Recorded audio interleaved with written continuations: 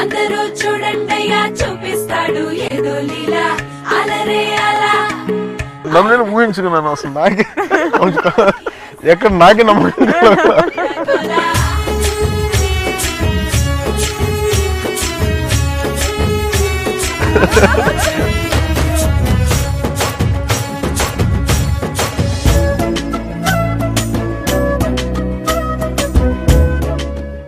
నమస్కారం ప్రేక్షకులందరికీ సంక్రాంతి పండుగ శుభాకాంక్షలు. పండగ అనగానే ఇంచక్కగా పొద్దున్నే లేచి శుభ్రం పడిచి దాని తర్వాత ముగ్గులు అవి పెట్టి గొబ్బెమ్మలు పెట్టి భోగి పళ్ళన్నీ వేసుకుని గుడికి వెళ్తాను దర్శనానికి. అలాగే అచ్చం మేము కూడా మీలాగే చేసి నేను మధుశాలిని అండ్ ప్రశాంతి ముగ్గురం కలిసి ఈ దేవుడి దర్శనానికి వచ్చాము. నమస్కారం అండి. గోపాల గోపాల సినిమా తర్వాత ఎంతోమంది మిమ్మల్ని దేవుడిగా నమ్ముతున్నారు. ఆ గ్లోతో ఆ హ్యాలోతో దీన్ని పక్కా చేశారు. ఆ బిలీఫ్ని దట్ ఎస్ హ్యూమన్ బీయింగ్స్లో దేవుడు అంటే ఇలా ఉంటారు అని. Hearty congratulations. ముందుగా పండగ శుభాకాంక్షలు.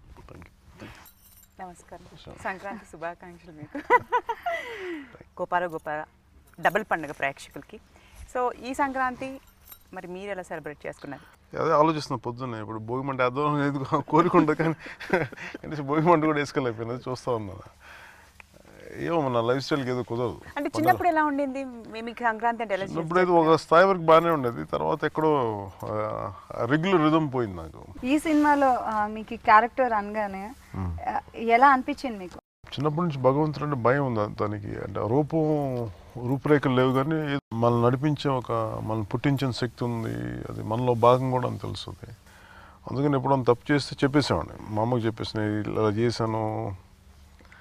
అలాగే ఒకసారి ఎగ్జామ్లో కాపీ కొట్టాలంటే దేవుడు చూస్తాడని చెప్పి భయంతో కాపీ కొట్టలేదు, ఫెయిల్ అయిపోయినా. ప్రిఫర్ భయాలు ఉంటాయి నాకు అట్లా. దేవుడు అంటే చాలా భయం నాకు. మరి ఏకంగా ఇప్పుడు దేవుడే అయిపోయారు ఈ సినిమాలో గోపాల గోపాలలో. పాత్ర నటించాను అంత, దాన్ని అట్లా అయిపోయాను. అంటే ఆ క్యారెక్టర్ వచ్చినప్పుడు అంటే అసలు మీకు డైరెక్టర్ నరేట్ చేసినప్పుడు ఆ క్యారెక్టర్ చేయాలనేది మీ ఫీలింగ్, పర్సనల్ ఫీలింగ్ ఏంటి? అంటే మన నిజమైన భగవంతుడు ఆ భగవతత్వం ఎలా ఉంటుందో ఎవరికి తెలియదు. అది మనం అంటే మేబీ అది మన అనుభవంలోకి వచ్చిన రోజు మనం ఈ ప్రపంచంలో ఉండమేమో. అందుకే ఏదో మనకు తెలిసిన పురాణాలు, మనకు తెలిసిన కథలు, లేదంటే మనం విన్న ఆధ్యాత్మిక విషయాలు, ఇవన్నీ కాకుండా ఒక మంచి చెప్పే వ్యక్తిలా చూశాను నేను భగవంతుడిగా. నేను పాత్రని ఆలోచించడానికి కూడా నాకు ఒక ఎగ్జాంపుల్స్ అంటే ఏం లేవు. అంటే ఒక ధైర్యం చెప్పి ఒక మంచి కోరే వ్యక్తి ఎలా మాట్లాడతాడు, నేను అదే దృష్టితో చూశాను భగవంతుడు. ఒక లీడర్ కోసం వెయిట్ చేస్తున్నారు, నడిపించే వారి కోసం వెయిట్ చేస్తున్నారు ప్రజలందరూ. నాయకుడు అంటే నమ్మించేవాడు కాదు, నాయకుడు అంటే నడిపించేవాడు అని అంటారు. సో అందులో కూడా ఎలా అనిపిస్తుంది అంటే ఎస్ ప్రాబ్లీ అందుకనే భగవంతుడు నడిపిస్తాడని వి ఫాలో హిమ్ అన్న ఒక దృక్పథం కూడా ఉంది. సృష్టికి మూలం భగవంతుడే కదా. దానికి అంటే భగవంతుడు అంటే మనం ఒక మనిషిలాగా చూడాలనుకుంటే చాలా చిన్నగా చూడటం, ఆయన్ని చాలా చిన్నబుచ్చటం మనిషిని. కానీ మనకు అర్థమయ్యే స్థాయిలో మన మనిషిగా చూస్తాం తప్ప ఆయన అసలు మనకి మించిన స్థాయి, మన ఊహలు కూడా అందని స్థాయి భగవంతుడు అనేది నేను అది చూస్తాను. అలా నడిపించడం వల్లే కదా ఎవరైనా ఉంటాం మనందరూ. సో ఆ కాంటెక్స్లో డైలాగ్ ఉంది అనిపించింది అంతే. ఇందులో శ్రీకృష్ణ క్యారెక్టర్ మీరు కృష్ణుడు అంటే చుట్టూ గోపికలు ఉంటారు. మరి ఇక్కడ గోపికలు లేరు, ఎవరు లేరు, మీరు ఒక్కరే ఉన్నారు. అసలు మెయిన్ హీరోయిన్ ఫస్ట్ టైం లేదా కళ్యాణ్ గారికి హీరోయిన్ లేదు. పాటలో చాలా మంది గోపికలను పెట్టాం కదా సాంగ్ లో. అది అవసరం లేదంటే అక్కడ మనం అంటే కృష్ణ పరమాత్మ కేవలం గోపికలతో అసోసియేట్ ఎందుకు చేస్తాం? అతను చిన్నప్పటి నుంచి ఎన్నో కష్టాలు పడ్డ వ్యక్తి. చిన్నప్పుడే ఇదేనంటే 4 days ఒకసారి 2 days. దీంట్లో నాకు నిజంగా అసహనం వచ్చి కొంత విసుగు కూడా ఉండేది. ఏం తొందరగా అంటే ఒకేసారి చేస్తే నాకు కొంచెం భారం తీరుద్ది కదా అని. లాస్ట్లో అంటే మూడీ అని ఎందుకంటారంటే నాకు సాంగ్స్ పిలుస్తారు. నన్ను సాంగ్స్ ఇప్పుడు నన్ను స్విట్జర్లాండ్ తీసుకెళ్తారు. స్విట్జర్లాండ్ తీసుకెళ్ళి వాళ్ళు డాన్స్ మాస్టర్స్ ఇలా ఇచ్చి ఏదో రకరకాల స్టెప్ నేర్పిస్తుంటారు నాకు. నేను చూస్తాను, నాకేమో ఇబ్బందిగా ఉంటుంది, ఎబ్బెట్టుగా ఉంటుంది అలా చేయాలని. సడన్గా ఇప్పుడు దాకా కొంచెం ఇట్లా మాట్లాడి అక్కడికి వెళ్ళి డ్యాన్స్ చేయమంటే నాకు అసలు బాడీ కథలు లోపల నుంచి. నాకు పై వీళ్ళందరూ ఎవరెవరో చూస్తుండే రోడ్ల మీద, నాకేమో వాళ్ళందరం చూడగానే అసలు ఇంకా లోపల కొంచెం నేను అంటాను, మీరు ఎవ్వరు జనం లేని చోట నన్ను తీసుకెళ్ళాను, అక్కడ ఏదో ఇంకా తప్పదు కాబట్టి చేసేస్తే మనం రోడ్ల మీద పెడితేమంటే నేను శాంతి పారిపోతున్నాను అక్కడ. మేబీ అంటే నేను ఇబ్బంది పడి ఏది చేయలేను. అసలు నేను మెంటల్ ప్రిపేర్ అవ్వాలి. నేను ఇలాంటి చోట్ల చేస్తానే కొన్ని అంటే నేను చేస్తాను, నేను ప్రిపేర్ అవ్వాలి దానికి. అదే పార్ట్ ఆఫ్ మై క్యారెక్టర్ అంటే చేస్తాను తప్ప ఆఫ్ ది క్యారెక్టర్ సడన్గా ఆ రోజుకి షిఫ్ట్ అవ్వమంటే షిఫ్ట్ అవ్వాలి. అది నాకు సమస్య ఉంది. నేను అంటే రీజన్ చెప్తాను, మీరు నన్ను కూర్చోబెట్టి రెగ్యులర్ హీరోస్కి ఉన్న టాలెంట్ నాకు లేదు, అంటే వాళ్ళకు ఉండే కొన్ని క్వాలిటీస్ నాకు లేవు. అందుకని వాళ్ళకి నాలో లేని నేను నాకు ఆపాదించొద్దు అని చెప్పి నేను ఇది ఇంకో పద్ధతిలో చేయమని చెప్పి వెళ్ళిపోతాను. మేబీ దానివల్ల మేబీ మూడి అనొచ్చు. సపోజ్ ఈ క్యారెక్టర్ వరకు ఏంటంటే పాపం ఆయన కూడా ఇబ్బంది పెట్టాను ఒకసారి. అదే నేను అన్నా అనుకున్నాను మిమ్మల్ని మిగతా హీరోస్తో వర్క్ చేయడం అంటే చెప్పినట్టు వినేస్తారు డైరెక్టర్. మరి కళ్యాణ్ గారు ఒప్పుకున్నారు, నేను అంత ఈజీగా ఒప్పుకోను అనేసి దానికి. సో ఇలాంటి రెస్ట్రిక్షన్స్ ఉంటాయి మరి కళ్యాణ్ గారితో వర్క్ చేయడం. మేము ఎప్పుడు బౌండరీ దాటలేదండి. Character demanded we always did that. ఇప్పుడు కూడా ఒక్క స్టార్ ని హ్యాండిల్ చేయడం ఒక ఎత్తు, ఇక్కడ multi star the 2 big stars. మీకు ఎప్పుడైనా ఆ ప్రెషర్ అనిపించిందా? ఎప్పుడు అనిపించలేదండి. I think they are sweetest peoples I have ever met. They wonderful to work with. ఎప్పుడు అనిపించలేదు. You are very right. ఆ స్క్రీన్ లో కూడా మాకు అలా అనిపించింది తెలుసా, ఎందుకంటే ఇద్దరు నిజంగా బ్రదర్స్ లాగా. అండ్ వెంకటేష్ గారు's work was also very commendable. అంటే మాకు మధ్యకి లోపల నుంచి అంటే మా ఒకళ్ళనొకళ్ళకి వి హావ్ బ్రదర్లీ ఫీలింగ్ ఇద్దరికి లోపల నుంచి ఉంది మా ఇద్దరికి. అంటే పెద్ద మేము కూర్చొని పెట్టి అది బయటకి ఎగ్జిబిట్ చేయంగానే ఇద్దరు ఆయనకి నాకు కైండ్ ఆఫ్ బ్రదర్లీ ఫీలింగ్ ఉంటుంది. ఒకసారి సెట్ కూడా వచ్చాను నేను. ఇప్పుడు విశ్వరూపం సీన్ ఉంటుంది కదా, హాస్పిటల్కి వచ్చే సీను. ఆ రోజు అందరు ప్రిపేర్ అయ్యారు. సెట్లోకి రాగానే నాకు లోపల ఖాళీగా ఉంది. డైలాగ్స్ ఇస్తే ఈయన చెప్పారు, సీన్ ఎక్స్ప్లెయిన్ చేశారు. నేను వింటా ఉన్నాను, బాగుందని, చాలా బాగుంది.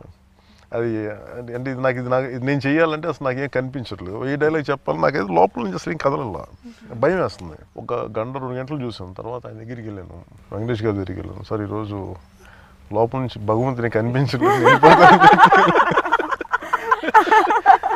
వెళ్ళిపోయి ఒక 10 days తర్వాత చేశాను. బట్ అది కనిపించిందండి. ఆ 10 days తర్వాత నేరుగా ఇంకెక్కడికి వెళ్ళలేదు, నేరుగా షూటింగ్ దగ్గర నుంచి ఇక్కడికి వచ్చేసాను, ఫామ్కి వచ్చేసాను. నాకు అర్థం కాలేదు ఎందుకు ఇంత, అంటే చాలా డైట్ చేశాను, థాట్ ప్రాసెస్ అనేది ఏమో ఒకసారి నాకు చేయడానికి లోపల భయం వేసింది. అంటే విశ్వరూపం అనేది విశ్వరూపంగా చూడలేదు నేను. నాకు ఎక్కడో నా శక్తి నాకు సరిపోలేదు ఆ రోజు. మళ్ళీ ఒక 10 days తర్వాత వచ్చి మళ్ళీ అదే సీన్ అంతే. ఆ రోజు నేను లేను, నెక్స్ట్ డే చెప్తున్నప్పుడు సంపూర్ణంగా నేను అక్కడ ఉన్నాను. ఆ 10 days లో మీరు ఏం వర్క్ చేశారు, ఎలా ప్రిపేర్ అయ్యారా 10 days?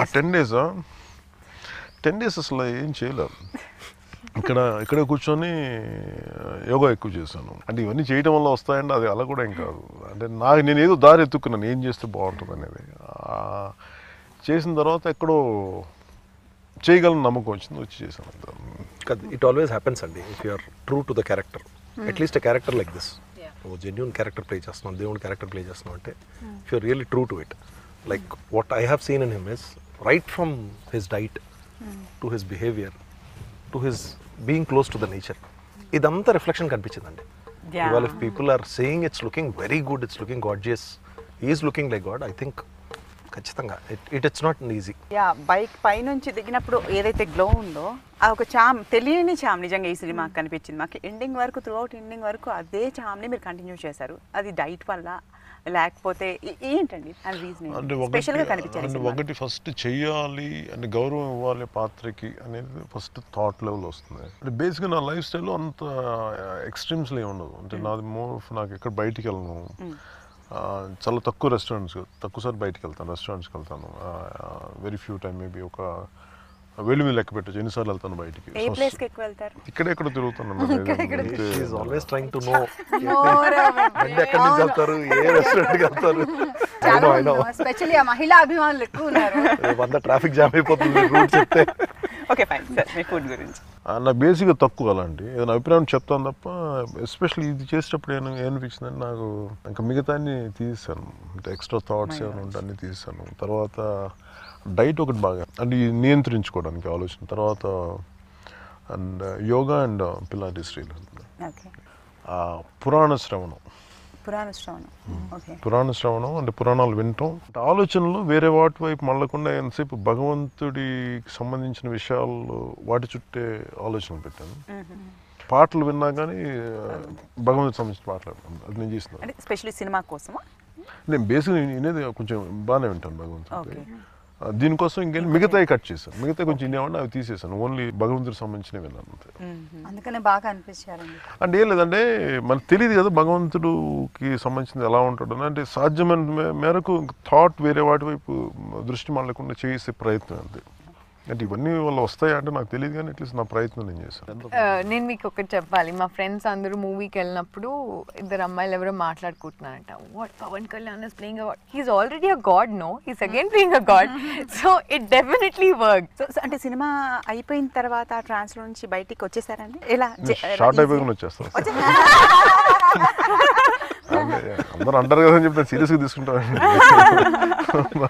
అంటే ఇంతమంది ఫ్యాన్స్ ఉన్నారు, ఇంతమంది lot of pressure on you, అది నిజంగా మిమ్మల్ని ఎఫెక్ట్ చేస్తుందండి? నేర్చుకుంది నా వల్ల అని కాదు, నేను అన్నయ్య గారిని నేను ఎప్పుడు పెద్ద యాక్టర్ అనుకున్నాను.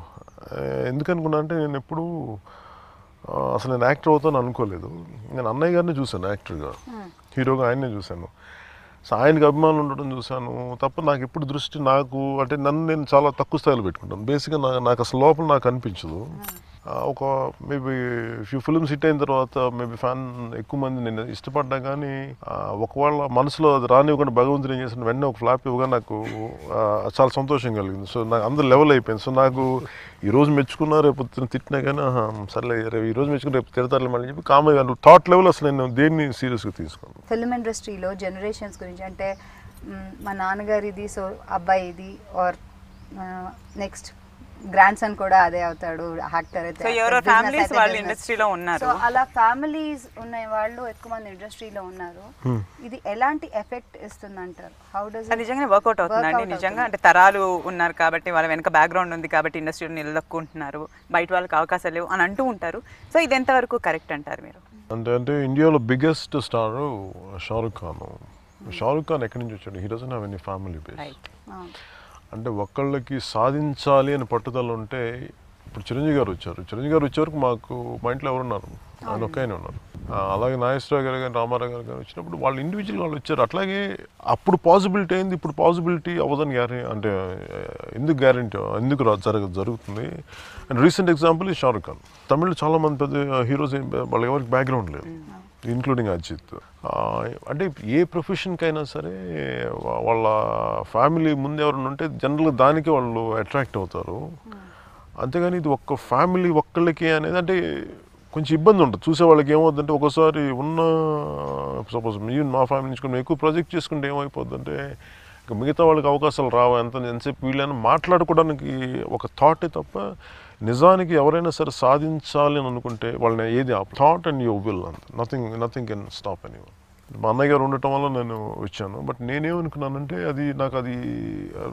నాకు ఇదే అనిపించింది, అంటే నువ్వు ఒక వ్యక్తి ఒక పెద్ద హీరో బ్రదర్ కాబట్టి నీకు ఈజీ కదా అని నాకు నేను ప్రశ్నించుకున్నాను. అంటే నేను అనుకున్నా సార్ నాదైనా కృషి ఏదో నేను చేయాలనుకున్నాను, అలా నేను చేసుకుంటే వెళ్ళాను. అలాగే ఎవరైనా సరే ఎవరికి ఏదైనా పాసిబిలిటీ అంతేగాని వారసత్వం ఉంటేనే అనే నేను నమ్మను. నాకు మీ ఫామ్ హౌస్ చాలా నచ్చిందండి. Thank you. సో ఇక్కడ ఏముంటాయి అసలు మీ ఫామ్ హౌస్లో? ఏం చేస్తారు మీరు? ఏముంటాయి? చెట్లన్నీ చూసాను. లేదు నాకు ఒక ఫ్యూ ఇయర్స్ బ్యాక్, ఒక 10 years బ్యాక్ ఈ మొక్కలు చచ్చిపోతా ఉండే. అంటే కొత్తగా వేసాం అప్పుడు మొక్కలు. అంటే ఇప్పుడు కొన్ని ఆల్రెడీ కొన్న తోటనే కొన్నాను, పెరిగిన మొక్కల్ని, తర్వాత చచ్చిపోయాయి. అంటే నాకు చిన్నప్పుడు ఒక మామిడి చెట్టు లేదు, మా ఇంట్లో ఒక మామిడి చెట్టు ఉంటే బాగుండేదని కోరుకునేవాడిని. అది ఎక్కడ నాకు అంటే పల్లెటూరు వాతావరణం అంటే నాకు చాలా ఇష్టం. అంటే మన ఊరు, మన విధానం ఎక్కడ నాకు చిన్నప్పుడు ఎప్పుడు టౌన్స్లో పెరగటం నాకు ఎప్పుడు అలవాట్లేదు. సో పల్లెటూర్లు అంటే ఆల్మోస్ట్ పడి చచ్చిపోయేంత ఇష్టం ఉండేది నాకు. ఇంకా నేను ఇల్లు ఏం కొనలే, ఫస్ట్ ఖుషి అయిపోయిన తర్వాత అప్పుడు కొన్నాను. ఇంతకాలం వరి వేసాను, ఒక ఎకరం ఎక్కడం. ఇప్పుడు ఏంటంటే జస్ట్ ఓన్లీ వెజిటబుల్ గార్డెనింగ్ అని జస్ట్ ఈ ఫ్రూట్స్ ఉంటాయి, ఇంకంత మించి ఇంకేం చేయాలి. ఖచ్చితంగా మీ పండుగ అండి, మీరు కూడా ఒక రైతు అయిపోయారు కాబట్టి. మీకు బాగా గుర్తుంది సంక్రాంతి ఫ్యామిలీతో సెలబ్రేట్ చేసుకుంది ఎప్పుడండి? 8th class. ఎలా ఎంజాయ్ మాకు తెలుసుకోవాలి. అంటే గాలిపటాలు ఎగరాలని చాలా భయం వేస్తుంది, ఎందుకంటే లాగేస్తుంది. అందువల్ల అంటే నాకు చాలా భయాలు, చాలా ఫోబియాలు ఉండేవి నాకు. గాలిపట